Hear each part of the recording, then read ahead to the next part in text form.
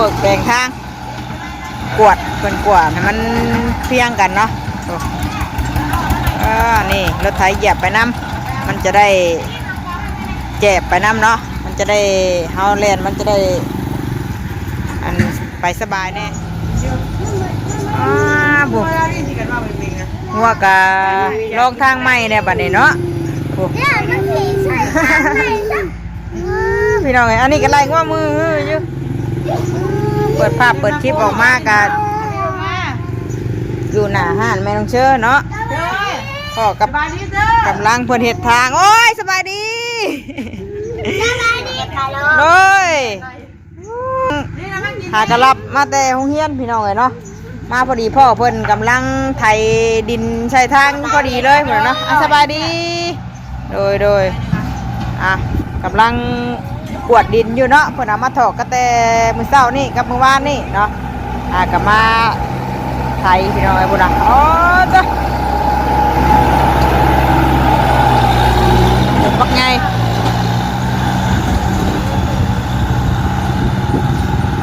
กับทักทายสบายดีเด้อพี่น้องเด้อพบพ่อกันตอนแดงมื้อนี้4 โมงหากมาแต่รับไอ้ต้าน้องเชื่อเนาะอยู่โรงเรียนหากมาฮอดพี่น้องเอ้ยแค่หากมาฮอดเนี่ยใช้กระเป๋าเอาวางกระเป๋าไว้นี่มากะเล่นชื่ออันช่อยอินเตอร์รถอันนี้ว่ะมากินชื่อเลยติสบายดีป้าลุงเลยลูกสบายดีโอ้ยสบายดีพี่น้องเลยช่วยกินช่วยไม่ได้ช่วยกินติต่อพี่น้องเลยปุ่นนะกระแตหน้าเพื่อนบ่าวเซนเนาะมาหาเพื่อนแม่น้องเชอพี่แหละเพิ่นเอาดินมาถมทางแต่วันท่านได้เฮ็ดอันทางอันปูนในท่านได้เฮ็ดเนาะคือสิบ่ได้ฮอดพี่บ่ดื้อที่ใดจักสิเพิ่นสิเฮ็ดหรือบ่ปีนี้กะเพราะว่าเพิ่นได้เอาดินอันนี้มาได้เนาะดินรุดดินแดงนี่แหละมาถมกะใครอยู่เนาะใครกว่าเก่าอยู่แหละพี่น้องเอ้ยถ้าว่าเพิ่นเก็บเงินคำชาวบ้านเฮานี่ก็สิมาถมต่อบ่หรือในใดสิมาเฮ็ดอันทางดินนี่บ่หรือในใดเนาะเพิ่นกำลังแปลงอยู่พี่น้องเอ้ยเนาะมากระแตทางเข้าบ้านพุ่นแหละ200กว่าหลังเนาะแต่มาพอดีฮอดบ่อนจอดกับทางที่เฮาเฮ็ดเลยทางที่เฮาเฮ็ดอันเป็นปูนหั่นเนาะปีนี้ยังบ่ได้เฮ็ดอยู่เดือน 1 เดือน 2เลยเก่าเฮ็ดแล้วบาดนี้เพิ่นยังถ่ายบ่ได้บ่เฮ้ยเพิ่นยังสิมาถ่ายอีกบ่นี่เนาะถ่ายได้ติยังบ่ได้ออกคักเนาะถ่ายได้เพิ่นถ่ายได้พดน้ำเด้อดินเด้อเอาน้ำพดเด้อมันจังบ่นั่นเด้อขนมเจ้าให้มาใหม่บ่นี่ลองเลยเด้ออยากลองดิลูกค้าก็ได้วางลมเลยลองทางใหม่นะวางลมเลยลี่เอ้ย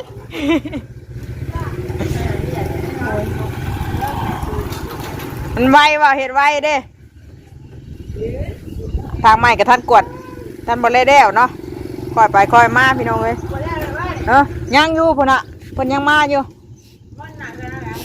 ยังน่ะพุ่นยังแปลงอยู่เพราะว่าสีเด้วช้ำนี่เนาะเห็นว่าก็ได้ใครได้กับแปลงเอาที่เอาดิน้ำมันทุบเชน่าเพื่อนนั่นนี่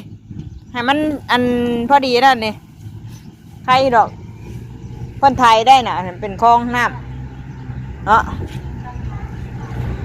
เอามาเลยคนน่ะ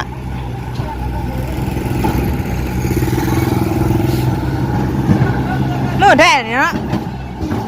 ดินนะบ้างมันแน่คนกวดนะ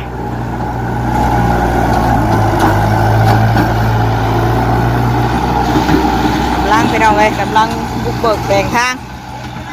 กวดเป็นกวดให้มันเพียงกันเนาะนี่รถไถเหยียบไปน้ำมันจะได้แจบไปน้ำเนาะมันจะได้เฮาแลนมันจะได้อันไปสบายแน่เอาหน้ามาหดแม่ผมเพิ่นนั่นเลยเฮ้ยผมเพิ่นกวดนี่ทำติดตีนรถแล้วติหดผมรถกวดนี่ได้ปะโก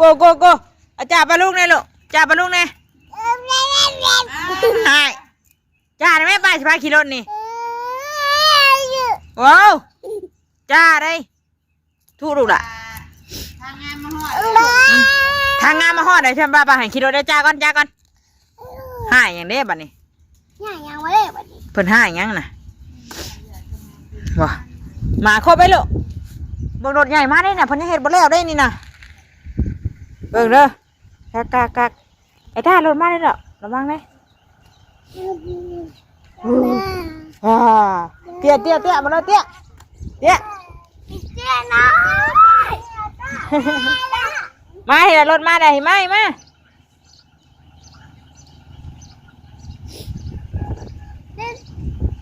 ป่าว่าท่านได้แล้วดิวดิท่านได้กินนะไปท่านให้ท่านว่าวะงานโบสถ์งานนั่นเพิ่นมาพี่รถมาเลยรถมา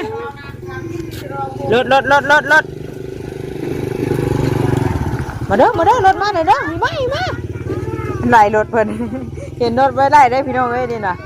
พี่จะอยากขี่ป้าคอกรถอะคอกดูฮะคอกลูกค้ามาเอิ้นมาชื่อลูกชิ้นแน่เอิ้นเอาลูกค้าไปเอาลูกค้ามาเด้อฉันบ่ได้บ่มื้อนี้ขายดีบ่พี่น้องเอ้ยกายไปกายมาเชิญแวะมาอุดหนุนลูกชิ้นอินเตอร์เลยเด้อน่ะอายทวนๆอยู่ชิ้นหนึ่งปลาลุงเอ้ยเนาะขายลูกชิ้นนี่มาดอกพาน้องมาชิมบ่น่ะชิมก่อนเลย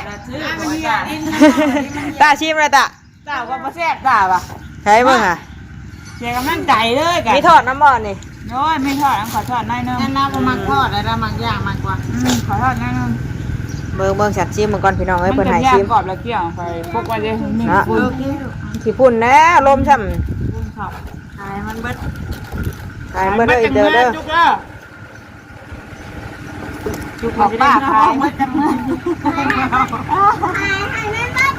นขายมันได้ป่ะ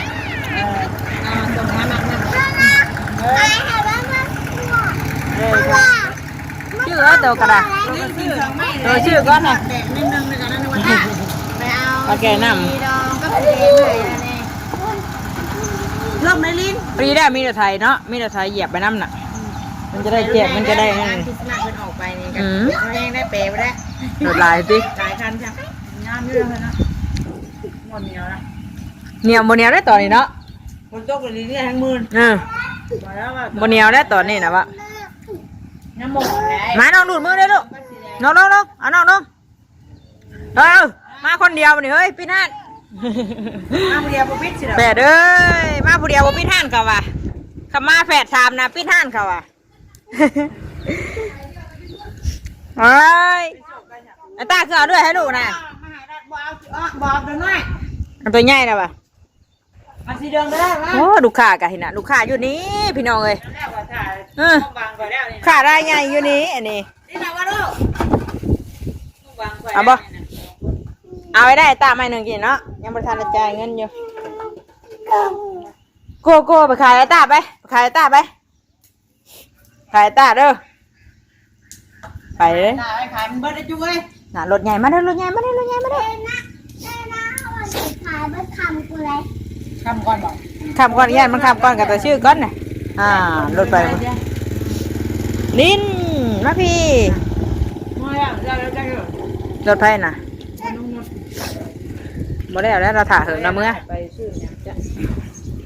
ยังบ่ได้ดิเอ้ยนะพนันเนี่ยเอ้ยนะด้วยไว้โมเมนต์นั่นได้โมเมนต์ลูกกันน้องนั่นได้โมเมนต์จีนะนู่นน่ะไว้ดูไป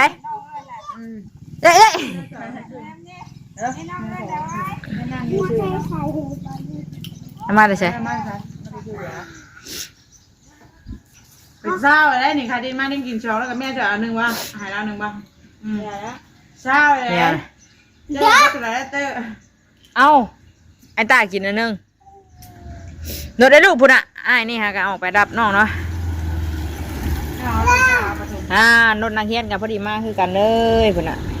ล้างให้จุ๊กเอ้ยรถรับชมนางเฮียนพี่น้องเอ้ยพุ่น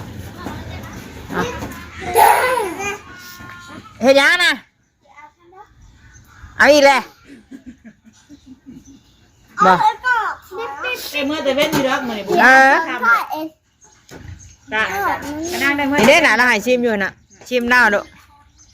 มีทอดน้ำพี่น้องเนาะคนขายลูกชิ้นมีลูกชิ้นทอดมีลูกชิ้นหนึ่ง มาแม่ มีทั้งหนึ่งทั้งทอด แล้วก็เลือก จุ จุ ก กเลยนี่เลยจะจุกมาไหม ยืนเบิ่งคักแท้น่ะ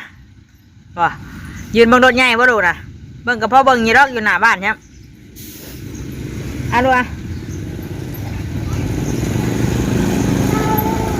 เอ้ย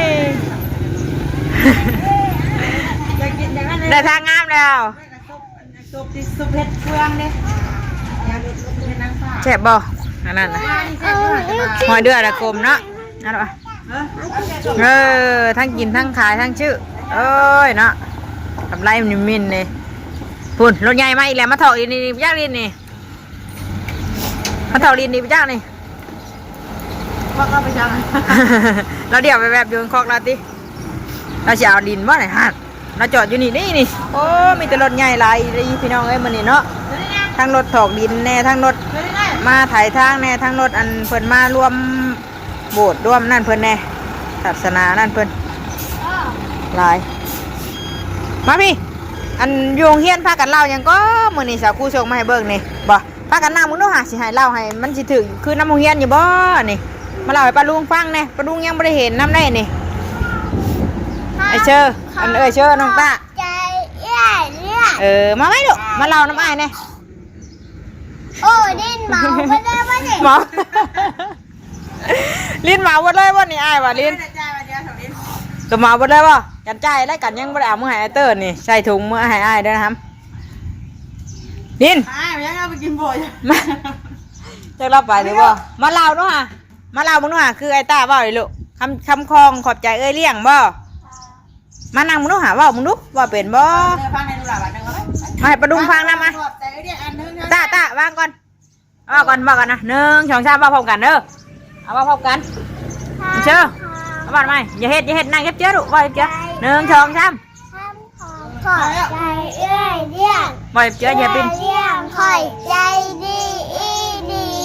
คนได้มีอาหารหลายอย่างพักต่างมากไม่นาชิมโบโบปลาไข่เป็ดไข่ไก่คนตั้งใจปรุงแต่งอาหารให้พวกเราได้กินครบผ่าหมูเฮ็ดได้บ่นี่ คุณค่าอาหารชุ่มพวกเราขอบใจเลี่ย เก่งคือกันสตะมูชมเชยเด้อโอ้ปลาลุงเอ้ยหลานเราคำคองให้ฟังบ่แม่นลูกลงคนน่ะคิมเพิ่นน่ะมีหยังอีกบ่นี่น้ำโรงเรียนน่ะมีหยังอีกเพิ่นว่าหยังอีกมีคำคองหยังแน่ลูกเบิดเลยคำคองน่ะจักมีหยังอันนั้นกะพุ่นได้เชือกแขนยาวแล้วบัดนี้ลมหนาวครับไม่หนาวได้แบบนี้พี่น้องไอ้ลมครับเนาะพอดอกทอดแล้วเอาอีเลย ลองอันแล้วกินแซ่บจัง พอดีเบิดเลยเงินน่ะจ่ายไปกี่นี่เบิดเลยเด้อ ดูไว้อะเต้นนะจ๊ะกินเอากินเอาสิเอากินเลยนะ โอ้ดูค่ากะขายให้คนกันเองอันนี้เนาะชาวเจ็ดพอชาวเจ็ดเด้ เอาเจ็ดเดียว บดินคือได้เบิดหลายให้ดินไอ้ตาได้ค่ะไอ้ตาเบิดเท่าไหรคือเก่งแท้ลูกฮะโอ้หาเงินเก่งวันนี้ก็ดีแล้วบ่เนี่ยจุกจังเบิดไว้เนาะ ตัวหาเงินเก่งวันนี้ก็ดีเด้เด้อไปหามาขายคือไอ้นางนี่เด้อ เขาจ้างอันละผ่า2 คนนี่เด้อเฮียนน่ะ หาลูกค้าเด้อเฮียนติเอาไว้ซาบ่ไปเฮียนบ่มื้อนี้ เลิกแล้ว ห่านเอิ้นไปแล้วเฮ้ยใกล้ทางช่ำเด้อระวังรถเด้อลูกเด้อรถกายไปกายมาปุ๊ยังบ่แล้วพี่น้องไอ้เพิ่นกวดอยู่ทั้งผู้นอนรถก็ได้ ค่าอีกจับต้องจ่ายแล้วกินน้ำตาล เด้อใครเด้อบัดนี้พอได้ทางไปอันมาสะดวกสบายแน่เนาะดีกว่าใครกว่าแต่ก่อนอยู่ก่อนนี่โอ้ไปมากะยากพี่น้องเอ้ยเต้นลงเด้งไปส่งลูกส่งเต้ายุงหำโรงเรียนแต่ละมื้อกะ เนาะทางไปทางมาเพื่อสิไปสิมาอันนี้ก็พอเล่นไปสะดวกสบายแน่บ่ได้ทางอันยางบ่ได้ทางปูนกะไอ้ทางสำนี่ก็เอาเนาะใครอยู่ดินนะเทปอันนี้ดินให้มันนั่นนี่พอดีให้ฮอดทางเลยนี่ได้เพิ่นต่อไปบัดนี้เพิ่นใหญ่มาเลยปูนเพิ่นกวดอยู่หน้าบ้านเอ้ยได้ยัยนั่นผู้เอ้ยย่าผู้เพิ่นพากันกวดอยู่ทางนั้นน่ะยังบ่แล้วเนาะอันนี้แล้วแล้วบ่นี่เนาะยังกวดอีกบ่เดี๋ยวรอถ้าเบิ่งงบอีกก่อนถ้านั่นคำเพิ่นเก็บน้ำชาวบ้านเฮาอีกอะคำมันอันนั้นกับเพิ่นกะสีมาเฮ็ดอันทางอันนี้บัดนี้เนาะเฮ็ดเป็นทางปูนบัดนี้นี่เอาชำนี่ไปก่อนเอาไปเทือกขับพี่น้องเลยเนาะเก็บน้ำชาวบ้านชาวเมืองกับปูบ่มีกับมีเนาะทางกะเงี้ยคล้องรถด้วยฮะคล้องลูกค้าด้วยนะลูกค้าด้วยอันเป็นนั่งอันนั่นด้วยเป็นตุ๊กตาน้อยปอกนางปอกลูกค้าด้วยฮะ นั่งยืดชื่อๆล่ะ ลูกค้าเด้อลูกค้าเด้อเด้อ ลูกค้า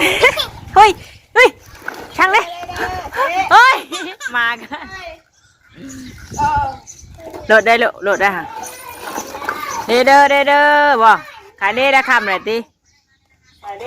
คำแล้วเมื่อเกลือใกล้เมื่อหนึ่งข่าวได้ปากกระไดมือหดพักหดหยาแล้วนี่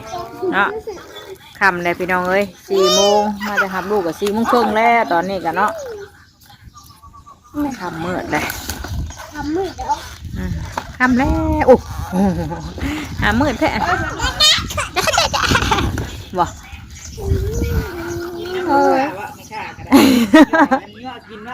ยอดกินน้ำลูกค้าดิเฮ้ยตั้งเป็นนั่นในรอเลยอ๋อมาเราดึงงัวมันใช่งัวมาเตะหน้างัวมาเลยคำเลยป้อนคักแก่เลยป้อนเอื้อยคักแก่นี่บ่ป้อนเอื้อยคักแก่นี่ป้อนเลยป้อนเอื้อยเลยป้อนเอื้อยเลยอาจารย์ให้น้องป้อนด้วยค่ะให้น้องป้อนนะมัมโอ้ยขมือน้องนะฮะระวังขมือน้องเด้อหัวเว้ยมีว่ากินน้ำเพลินก็เป็นบ้าเมื่อป้าได้พ่อตัวไปใช้มือนี่รถใหญ่มากรถใหญ่มากหาปลาบ่ได้บ่ดาวชิปัวเด้อน้อง โอ้เก่งเขาจะ นี่ครับกิน รถจงของบ่เนี่ย นี่ทำตัวแล้วได้ละตัวกระเมาไม่ได้ ให้ไรตู้เย็นมาหนึ่งนี่ฝากตู้เย็นคนมาถึงเทพ เพราะเขาฝากของมาหา คนฝากของ